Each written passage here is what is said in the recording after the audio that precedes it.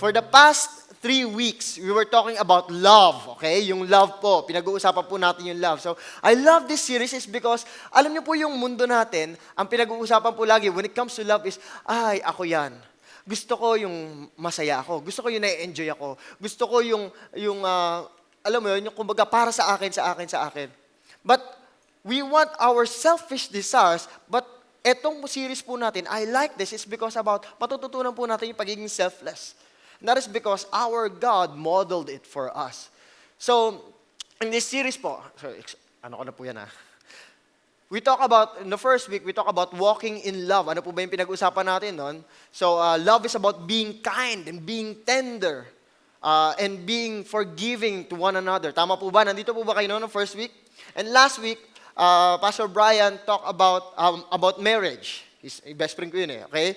So, marriage is God's idea. Hindi po siya na-invento lang ng tao. It's God's idea. And He created it for man and woman. Okay? Para naman yung pagmamahal ng Panginoon, maipasa din natin sa mga spouses natin. So today we're gonna talk about purity. Sabihin nyo nga po, purity. There you go. Mukha po bang pure yung katabi nyo? Yung iba? Okay. Alright. So we're gonna talk about purity today. So meron po tayong 3 letter word na pag-uusapan natin na favorite nyo. Alam nyo po ba kung ano ito? It's about, yes, tama po naman kayo, no? Yung iba dito, medyo yung isip lang It's about God. We're gonna talk about God. Kala nyo, yung iba, yes, okay, no. Of course, we're gonna talk about God.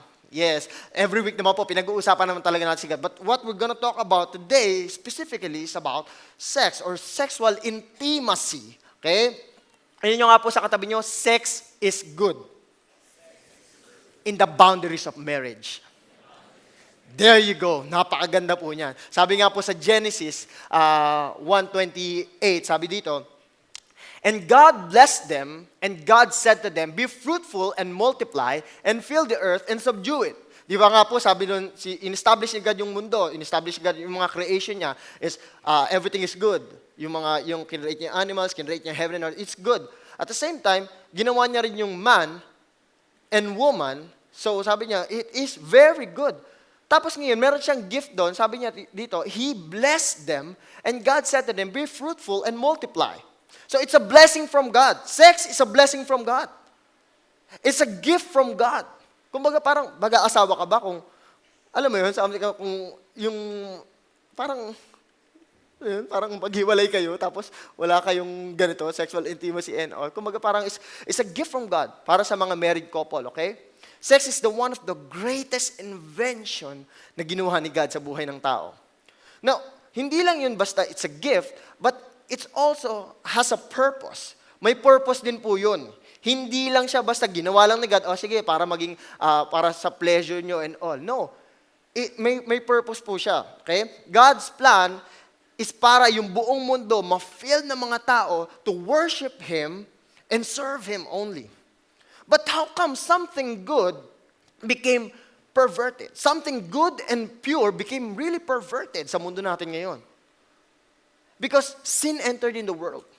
Yes, sex is good. Sexual intimacy, that was the design of God. But the thing is, it became perverted. Because sin entered the world. Now, alam niyo po ba kung bakit? It's because of the works of Satan is to steal, kill, and destroy. Yun lang naman po yung gusto niyang gawin sa atin Lahat ng mga binibigay ni God na maganda para sa atin, ang ginagawa niya is sisirain niya at gagamitin niya sa kalokohan niya. Okay? Para masira yung tao at the same time, masaktan si Lord. Yun lang naman ang goal niya Naghahanap siya ng damay, okay? Now, that's why it's really perverted na ang ginawa ng tao, ni God is really for a man and woman. But ngayon, it's really perverted na it's a same-sex marriage. Nauuso na ngayon.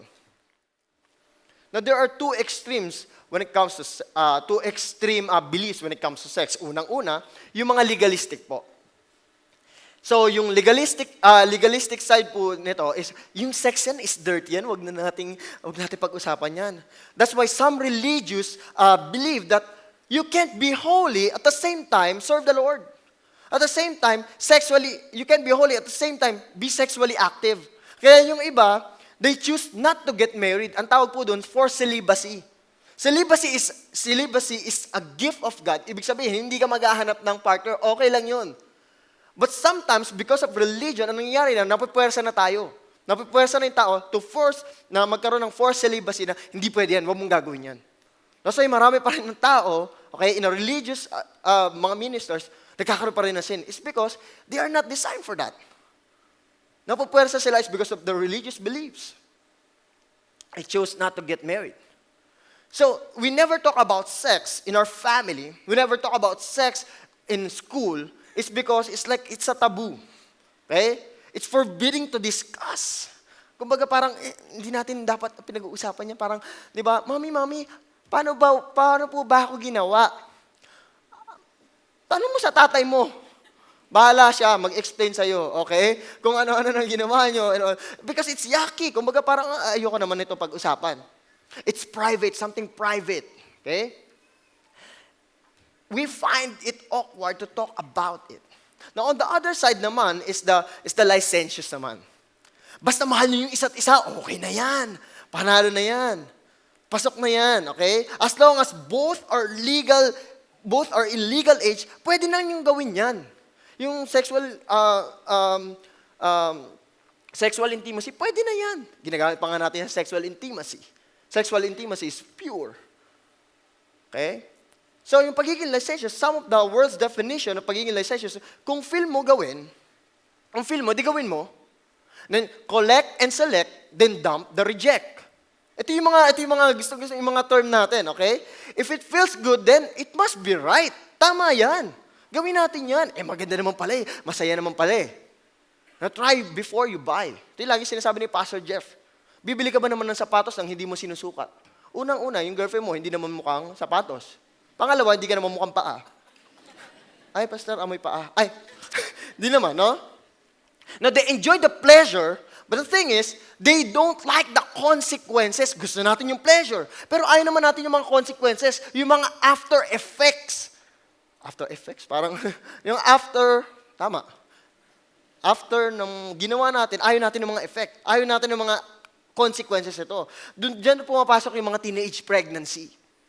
Diyan pumapasok yung mga diseases. Yung STD, yung AIDS, okay? We don't want that, pero gusto natin yung pleasure before that. Okay? And that would start the insecurity sa mga tao. That would start the anxiety. Bakit ba kasi nangyari sa akin to eh? Okay? Yung identity crisis, yung mga suicides. Dito nagbumula yun eh. It's because naiisip nila, teka lang, sira na yung buhay ko, ano ba naman ang gagawin ko ngayon? Nagawa ko na eh, parang sira na yung buhay ko, madumi na ako. But before, hindi mo iniisip yun. Pero nung nangyari na yun, ang nangyari, eto na. Isisimula na siya. You know what, there's a study nowadays that children, 6 years old, yung mga 6 years old and above, are exposed to sex. Not to sexual intimacy, but really sex. A perverted view of sexual intimacy. They are exposed to this. Exposed sila dito. So the definition and the perspective will be different according to where you get the information. Mag-iiba yun according saan mo nakukuha yung mga information. That's why yung mga internet, yung mga kanta po, alam niyo po yun, yung mga Versace on the floor, natuwan-tuwa yung mga tao kapag pinapakinggan nila, oy, ganda ng boses ko dito. Pagka pinakinggan ko to, ang ganda-ganda, tapos ipopost mo ngayon. Hindi mo tinitignan yung message ng kanta. Hindi mo na tinitignan yung lyrics ng kanta. It's perverting your mind. Dinudumihan yung utak mo. Yung mga movies na pinapanood natin, minsan, ay, okay lang naman yun, movie lang naman yun, hindi ko naman ginagawa yan eh. Pero yung isip mo, nadudumihan talaga dito. They find it as an opportunity to talk about sex. Yes, it's a taboo, yes, pero ito, gagamitin natin ng opportunity to talk about sex. Kaya ngayon, yung mga kabataan natin, at even tayo, meron tayong maling perspective when it comes to sexual intimacy. No, that's why it's so important to talk about this dito sa church. Marami nagtataka sa atin, bakit natin pag-uusapan yan dito sa church? Di ba dapat hindi natin pinag-uusapan yan dito? That's why it's very important to talk about this sa church because we'll see the perspective of God when it comes to sexual intimacy. Okay? So that, meron tayong mga singles, yung para sa mga singles natin, some people, ginagamit po natin yung kumbaga parang gusto natin magpakasal. Wow, sarap-sarap magpakasal. You know why? It's because para matapos na tong nahihirapan na kasi ako eh. Alam mo yun? Para matapos na tong sin na ginagawa ko. Para matapos na tong yung mga sexual immorality na ginagawa ko. Then marriage will be the answer para matigil lahat to. It's escape out of lust. Kumbaga parang buti ka pa, married ka na. Kaya mo nang gawin lahat. Wala ka na, okay ka na sa bundong to. Ibig sabihin, hindi mo na mararanasan yung mga ganitong bagay. On the other hand naman, some married people naman, they think that they are saved sa sin na ganito. Okay? Sometimes we twist and minsan kinokorrupt natin yung Bible verse, yung mga Bible verses para makita natin para masabi natin na si God full of grace naman yan. And use it as a license to sin. Minsan ganun yung ginagawa natin. And some of the people will say, hindi naman ako sa dalawa na yan, Lester, okay? Hindi naman ako, wala akong relationship. Pangalawa, I'm not committing those kind of sexual things sa buhay ko. Walang physical na nangyayari sa buhay ko. Yes, maybe, hindi ka dun sa both. Pero, ang nangyayari is, you're married naman and you have relationships sa pornography. Hindi mo naman matigilan itong mga bagay na to. Okay? Maybe you are not married or you are not in a relationship, pero itong bagay na to, hindi mo matigilan sa buhay mo because you have a relationship with this. Okay? So that's why we're gonna talk about the verse in Ephesians, chapter 5, verses 1 to 3. Sabi dito, therefore, be imitators of God, as beloved children, and walk in love, as Christ loved us and gave himself up for us, as a fragrant offering and sacrifice to God. But sexual immorality and all impurity and all covetousness must not even be named among you, as is proper among the saints. Let's pray. Lord Jesus, thank you for your word. I pray, God, that you will anoint the preaching of your word. And I pray, God, na umalis po kami ng kwarto na to, na break yung mga maling mindset namin. At the same time, God, palambutin mo yung puso namin so that we will apply this in our lives. Lord, ikaw yung magbabago ng buhay namin. We can't do this on our own, but with you, Lord. Maraming salamat po. In Jesus' name, amen. So I'm just gonna give you a background with this text. It was written when the culture, yung culture po nila noon, is they promoting that bad yung food is for the stomach. Alam niyo po ba yun? Yung kapag ka nagugutom ka, okay, di kumain ka.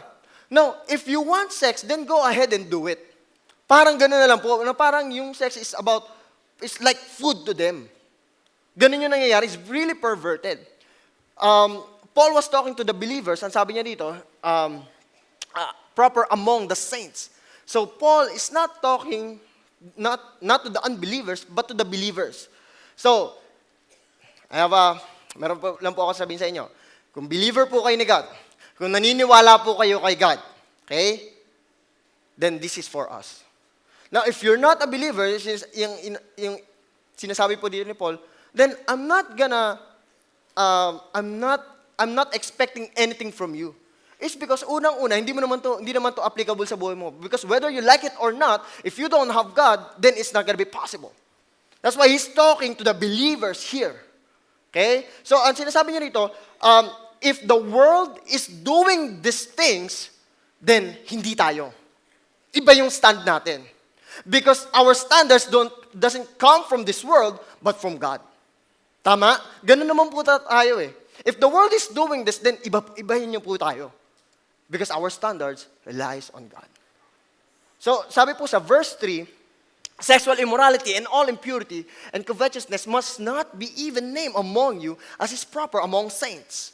Now, as believers, we're expected not to do sexual immorality, which are adultery, and at the same time, the fornication. So we're gonna talk about adultery first.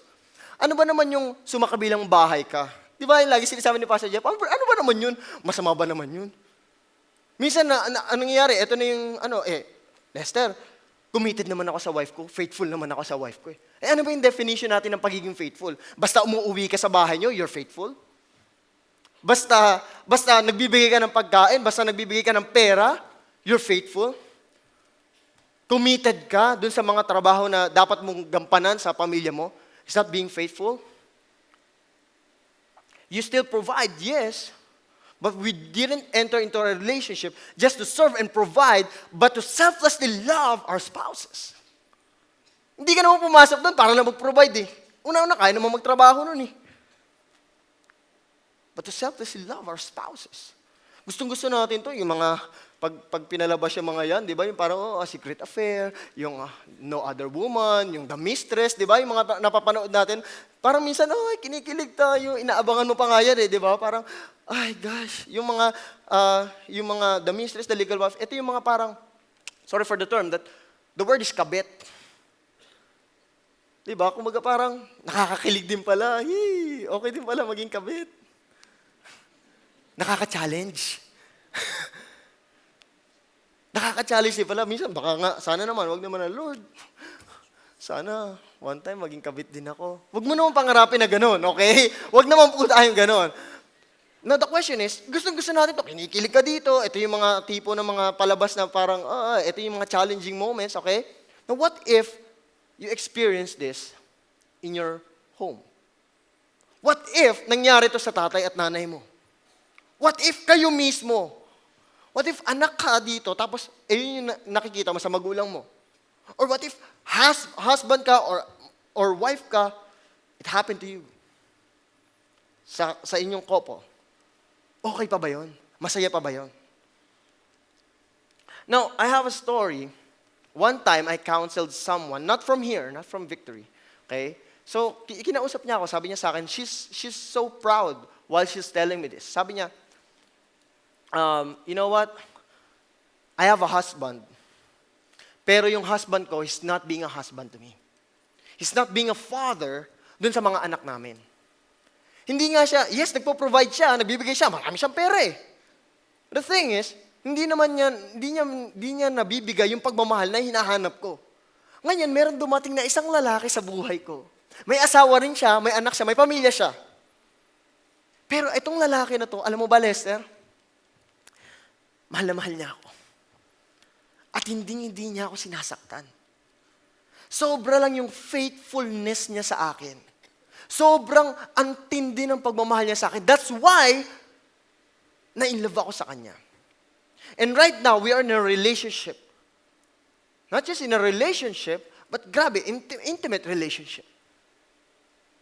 And I told her, how can you say that this person is faithful kung sa sarili niyang pamilya, si Rasha? How can you say that this person can love you if yung sarili niyang asawa, hindi niya mahal? How can you say that this person is, kumbaga parang, responsable kung doon sa sarili niyang bahay, hindi siya responsable? It can't be. Maybe, it's a perverted love. Okay? It's a perverted view of love. And sometimes we are being selfish just thinking about what's okay para sa atin. Pero naisip ba natin yung asawa natin? Naisip ba natin yung mga anak natin? Naisip ba natin yung mga tao sa paligid natin? Or we're just thinking about ourselves, becoming selfish. Naisip ba natin yung mga taong naapektuhan natin? Yung future nila. Naisip ba natin yun? Pangalawa is fornication. Alam mo yun, yung parang, wala naman siguro dito, no? Yung, wala pa akong nakita na paggising niya sa umaga, yung parang, parang sarap mang-rape nga ako. Wala naman. It's because, hindi yun dumating sa point na parang ganun lang yung gusto niya. Hindi, it started sa fantasizing, it started sa mga magazine, it started sa internet. Yung pornography na yan. And self-gratification. Okay? We are being dominated by this world na kailangan gawin mo to.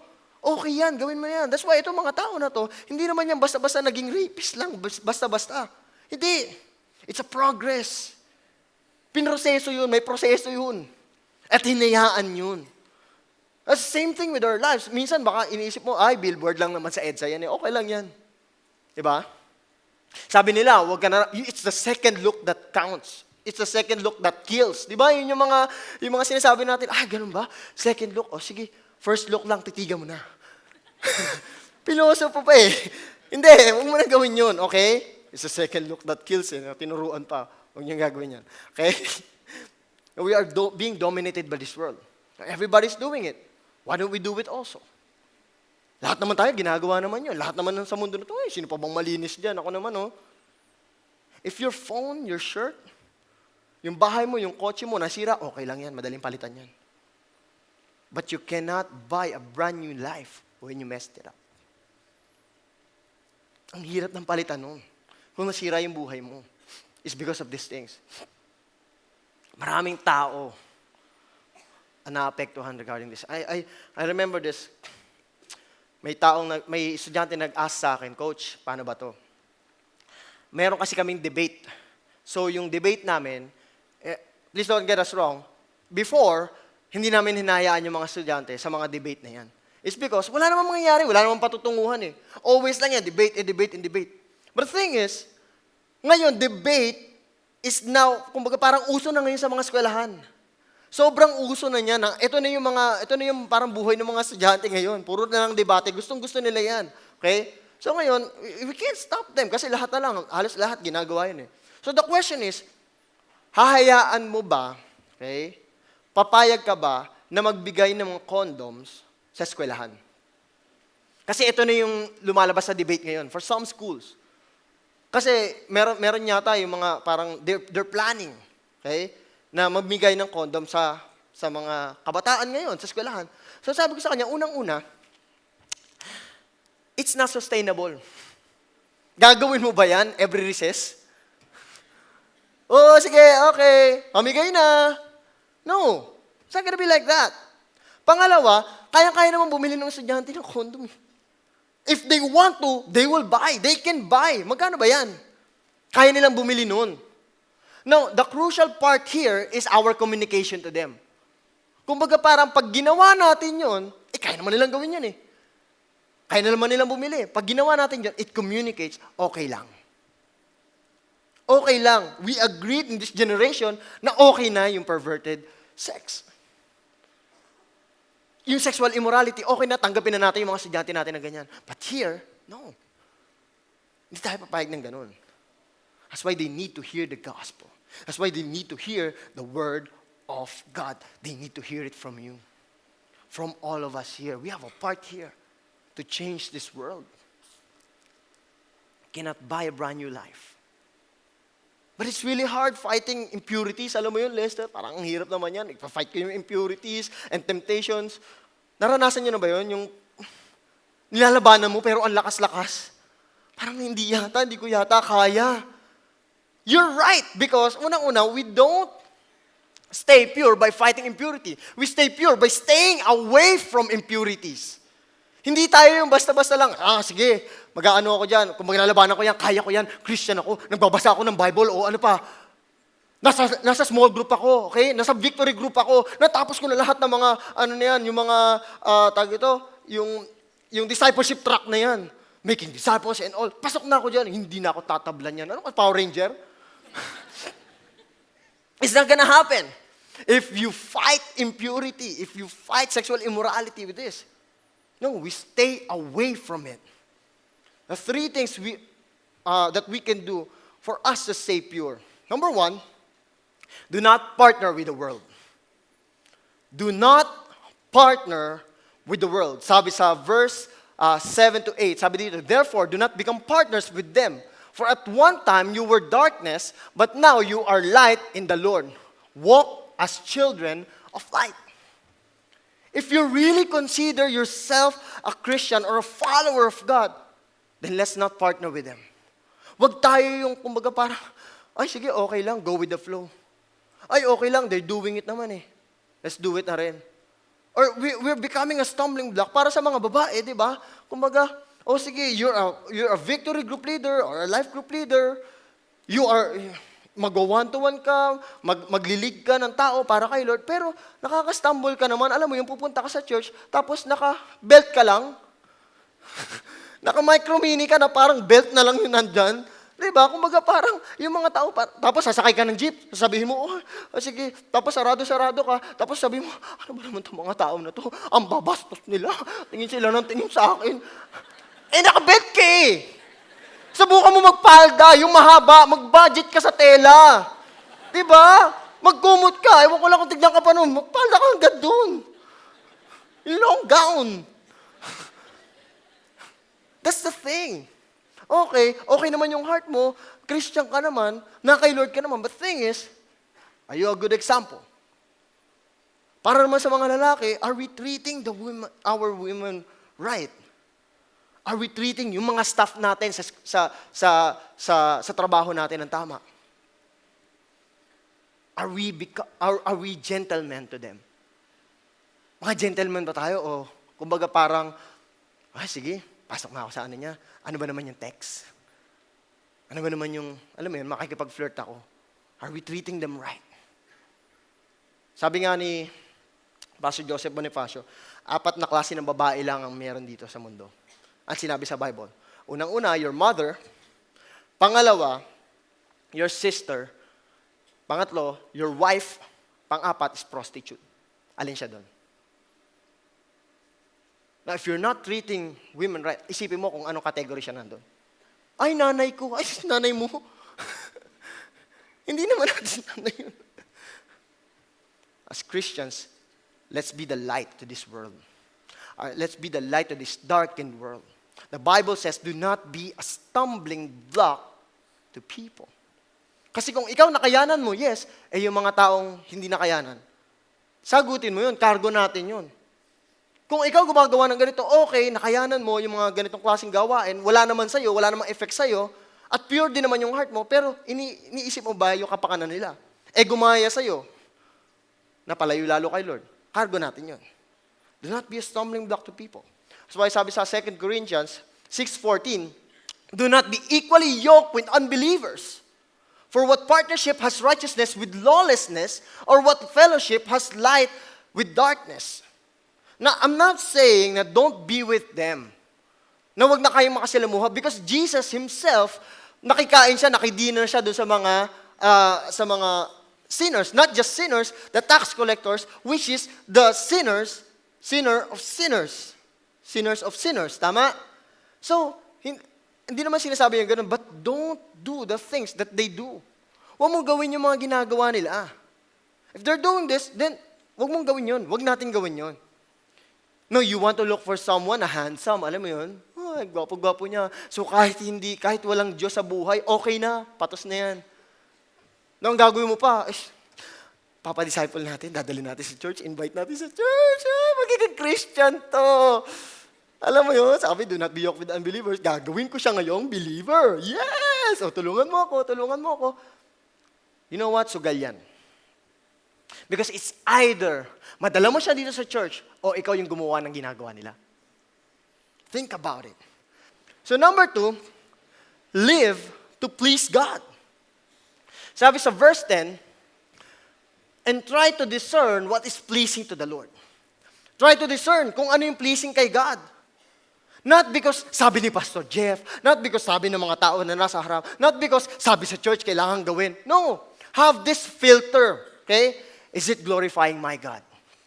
Nag-glorify ba si God dito sa ginagawa natin? Is it honoring my God? Now, whenever I do, this is my filter. I'm sharing this to you. Whenever I do something, I'm gonna ask myself, and I'm gonna ask God, Lord, mo-honor ka ba dito? Because if not, alam mo agad may sagot ka agad. Ay, hindi to honoring kay God. Huwag mo na ipilit yung mali. Is it gonna honor God? Because sabi sa 1 Corinthians, verse 10:31, so whether you eat or you drink, or whatever you do, do it for the glory of God. Lahat yan. Ultimo sa pinakamadaling gawin. Ultimo sa pag-inom lang ng tubig, o sa pagkain mo, are you glorifying God? Sa pinakamadaling gawin mo, at sa pinakamahirap na gawin mo, always think about glorifying God. How can I please my God? When it comes to marriage, how can I please Him? When it comes to how I treat my wife, how I treat my kids, how I teach my kids to be godly. How can I honor God sa family ko? How can I please God when it comes to dealing with sin? Okay? How can I please God sa mga business na gagawin ko? Sa mga collection na gagawin ko? How can I please God para patakbuhin ko tong negosyo na to? Or to be an employee, paano ako mapiplease si God? Are you pleasing men? Are you pleasing God? Now be surrounded by people who will lead you to God. Mag one-to-one ka. Alam niyo po yung one-to-one, it's a 6-chapter booklet that will help us to be disciple, to be a follower of Christ. Okay? Kung di ka pa nag-one-to-one, I encourage you to find one. May mga leaders po tayo na nandyan ngayon. Okay? Pakitaas nga po yung mga kamay ng mga Victory Group leaders natin. There you go. Baka po meron po dyan later na gusto pong naghahanap ng leader, then ito po yung gagawin natin. Okay? If you're finding one, be connected. Okay? Meron po tayong Get Connected booth dyan sa labas. Paglabas po natin sa may Every Nation Building Phase 2, nandyan po yan. If you want to be connected, then go there so that we will help you to please God. At hindi lang tayo basta-basta mag-a-attend lang dito. We want to honor God. We want to make disciples. We want to live in the right path. Number 3, live wisely. Gawin po natin ang tama. Okay? Live wisely. Sabi sa verse 15, look carefully, then how you walk. Not as unwise, but as wise. Maging wise daw po tayo. Be wise about what you watch. Ano ba pinapanood natin? Kami po ng anak ng family ko, minsan meron kami mga movies na kumbaga parang nagugulat na lang kami, oy, may ganito pala dito. Meron palang immorality na nangyari. So I close my eyes. Kami po ni Justin, tapos mag-uusap, cute mo talaga. We close our eyes. We look at one another. Or, fina-fast forward namin kung meron naman kami remote. O kaya kung nasa bahay lang kami nanonood. Or the songs that you're listening to. I remember this story. Nung 3 months pa lang po kami ng misis ko na mag-boyfriend, girlfriend. We were married for about 5 years now. And ang bilis ng panahon, grabe. Dati lang, baby lang siya. So, nung niligawan ko po siya, tapos naging kami po, 3 months na naging kami, ang ginagawa ko po, si Pastor James Macariola, si Coach James, na nandun na po sa Victory Pioneer natin, he's part of my small group and my Victory group po. And I did one-to-one with him. So what happened was, nung estudyante pa siya, ang ginagawa ko, sabi ko sa kanya, James, samahan mo naman ako. Saan na naman tayo pupunta? Manonood kami ng sine. Ay, kaya mo na yan. Ano ba naman manood ka ng sine? Okay? Hindi, bantayan mo ko. Okay? Bantayan mo ko kasi baka kung anong magawa ko. Kung meron akong hindi pinagkakatiwalaan, sarili ko yun. Because I'm just being wise here. Malay ko ba kung ano kaya kong gawin? Meron akong mga views na yun dati. Meron akong mga alam sa mga ganong klaseng bagay. Anong gagawin ko? I'm gonna live wise. Sama kita. James, panoorin mo ko. Tignan mo lang ako. Sayang naman yung ticket ko. Kung ikaw lang tagmamasdang ko, di ba? Hindi, basta huwag ka naman maging ganyan. Huwag ka piloso po, di ba? Bantayan mo ako. Okay? Baka mamaya kung saan-saan na dumadapo yung kamay ko. So, it's a proper way how to do it. I'm not telling you guys, para sa mga single people po natin who are dating, nagawin mo yung mga bagay na ginagawa ko. But again, you have your own decision and your own, para rin po sa mga married, no? Para lumayo tayo sa ganitong klaseng kasalanan. Yung mga kasalanan na to. Okay? Flee. Again, flee. God commanded us to flee from temptation. Ano ba naman magsabihan mo yung office mate mo ng, you're so beautiful. Di ba? Ano ba naman yun? Ano ba naman yung parang inaano mo siya, kumbaga parang ina-admire mo yung itsura niya. May asawa ka na. May masama ba doon? By the way, you're beautiful. May masama ba doon? I don't know. Ano ba naman yung mag-good morning ka sa text? Sinasabi mo, good morning ha? Wow, 5 a.m., good morning. Ang aga mo magising doon. Okay? Ano ba naman yung, kumbaga parang yayain mo siya mag-coffee. Coffee tayo. Bakit? Ano pag-uusapan natin? Basta, madumi yung office, pag-usapan natin paano linisin. Ano ba naman yung, kumbaga parang, ihatid mo siya sa bahay, kawawa naman, walang kotse. Ano ba naman yung umupo siya sa tabi mo, sa driver, sa passenger seat, tapos ihatid mo siya sa bahay, kasi nagmamagandang loob ka lang naman. Ano ba namang masama doon? May masama ba doon? I don't know. What do you think? Ano ba naman yung pumasok ka sa loob? Kasi, di ba nag-coffee na kayo kanina? Ano ba naman yung mag-coffee kayo ulit? Sa loob ng bahay. Kaninigas na yung tiyan mo kaka-coffee, di ka pa nag-dinner.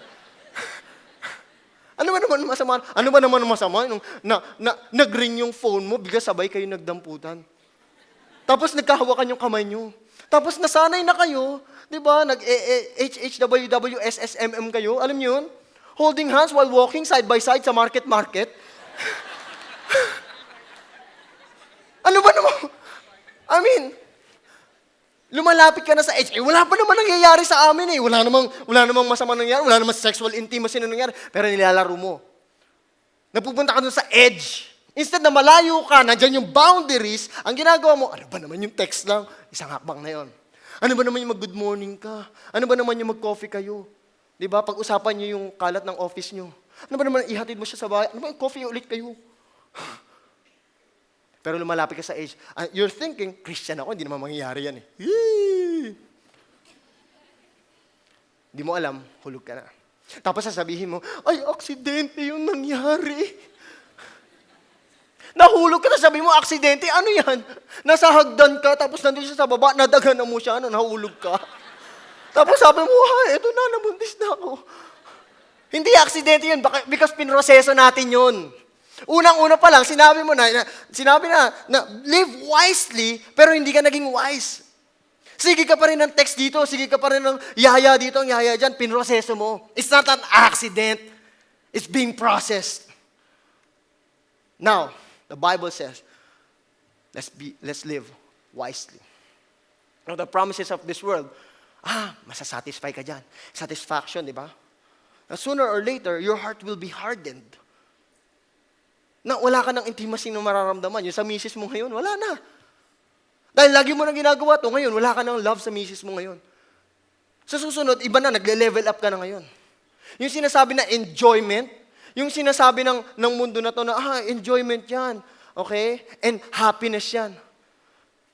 Pag may STD ka na, kapag may AIDS ka na, I don't think it's gonna be ma-enjoy mo pa yon.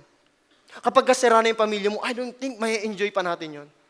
Kapag sinisira ka na sa pamilya mo at sinasabi na ng mga anak mo na, wala kwenta yung tatay ko. Wala kwenta yung nanay ko. Kapag ayaw na nilang umuwi sa bahay nyo, pag sirang-sira na yung pamilya mo, I don't think happiness pa rin yun. I don't think may enjoy nyo pa rin yun.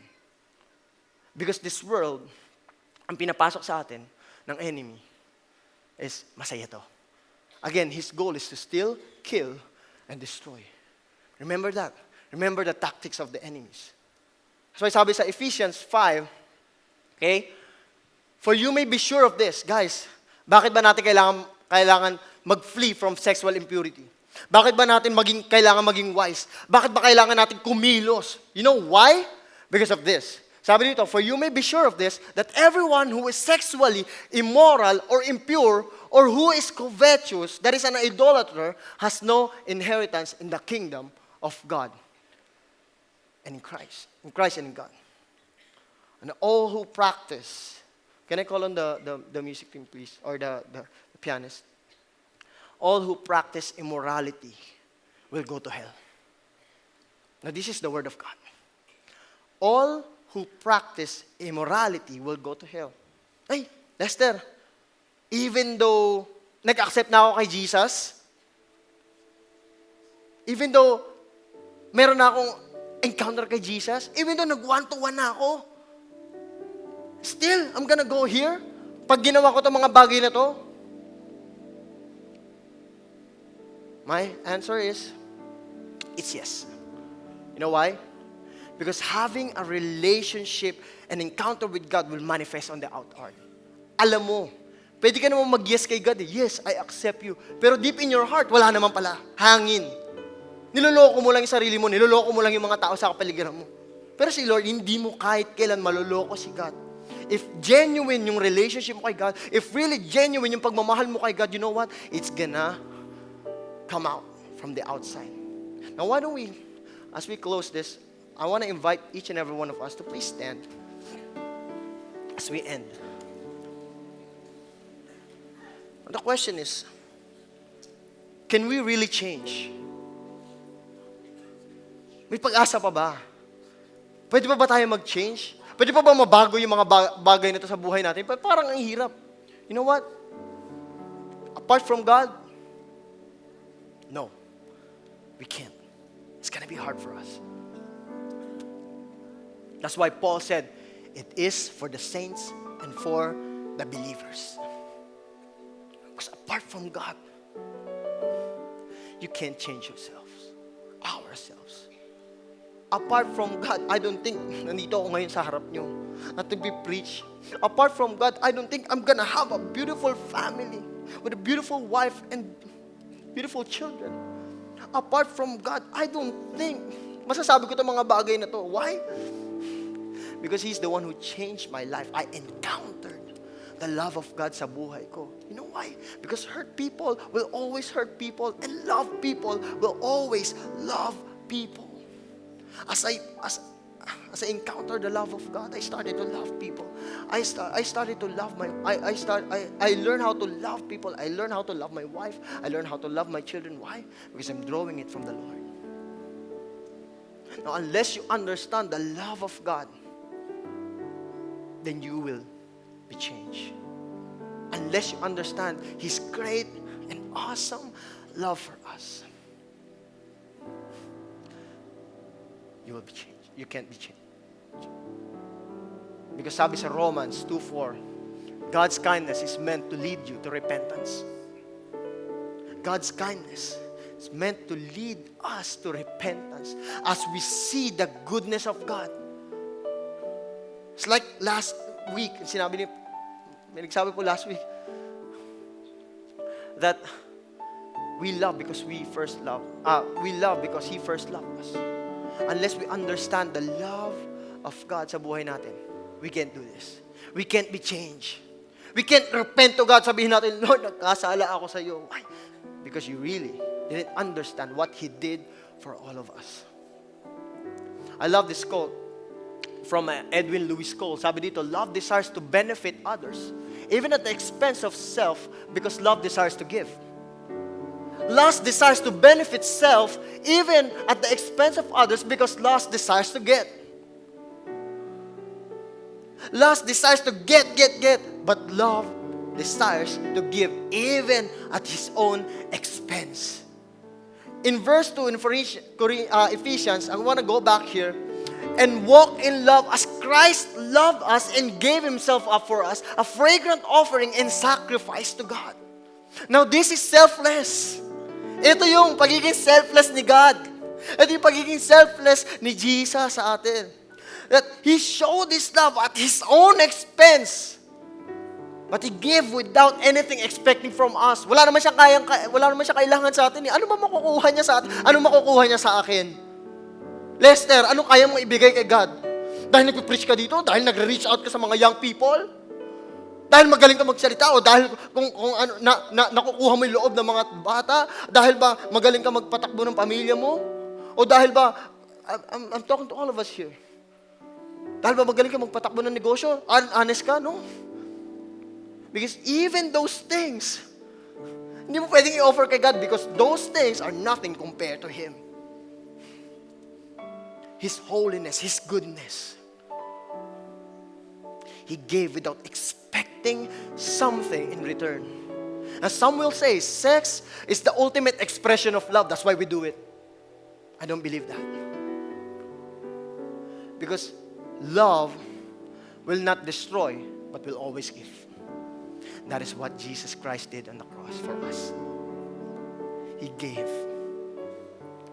He doesn't want to destroy. He wants your life na maging okay. Gusto niya magkaroon ka ng life to the fullest.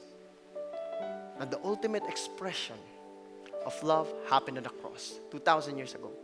Once and for all. Now and forever. That's our Lord. Let's pray. Lord Jesus, we want to thank you, Lord, for your love. Thank you for your never-ending love for us. Thank you, Lord, because you are selfless, Lord. Even though we're so selfish, you remain faithful sa buhay namin. Lord, pinakita mo sa amin kung ano yung tunay na pagmamahal. That we cannot be satisfied with this world, but only you can give us the real happiness and satisfaction, Lord. Na hinahanap ang buhay namin, only you can give that, Lord God. Lord, maraming salamat for exemplifying this love so that we can love other people as well. In Jesus' name. Amen. I wanna pray also para sa mga born-again Christians, para sa mga believers. I wanna pray for all of us. If you're a born-again Christian, you really following the Lord, I wanna pray for all of us. Lord, we wanna live to honor you only, glorifying your name. And I pray, God, that we will be a great example to this world so that the world will see that we are the salt and the light, so that they can magnify your name, Lord. Wherever we go, Lord, I pray that we will honor you. Now, whether we eat or drink or anything that we do, we're going to do it for your glory alone only. Not for the pastors, not for our leaders, not because sinabi sa church, Lord, no, but because we want to honor you, God. We want to live pure, Lord. Yung heart po namin, I pray na ilayo mo po kami sa temptasyon. Turuan mo po kami to be wise, Lord. To live pure for the rest of our lives. In Jesus' name. I want to pray for another group of people here. Again, like what I said, it's so impossible to do these things if you don't really have a relationship with God. If you don't really have Jesus in your life. Now, for the people who doesn't have a relationship with God, let me pray for you. And why do we do this na lang? For those people now who wants a relationship with God right now, I want you to raise up your hands. You want to receive Jesus Christ and saying, Lord, I want to surrender my life to you because only through you then I can live a pure and holy life. I want to pray for you. We want to pray for you. The Lord is giving you an opportunity. Raise up your hands. There you go. Yes, I see those hands. God bless you. God bless you. God bless you. God bless you. Nandiyan po sa overflow po natin. If you're raising up your hands, please pray with me. Okay? Pag-pray niyo po to. Panginoong Jesus, patawarin niyo po ako. Nagkasala ako. I realized that hindi ko pala kayang baguhin yung sarili ko. But only you can do it. Lord, I understand right now the gospel that you died on the cross and pay the penalty of my sins. Your love, Lord, leads me to repentance. That's why I'm repenting right now. Today, I want to accept you as my Lord and Savior for the rest of my life. In Jesus' name, amen and amen and amen.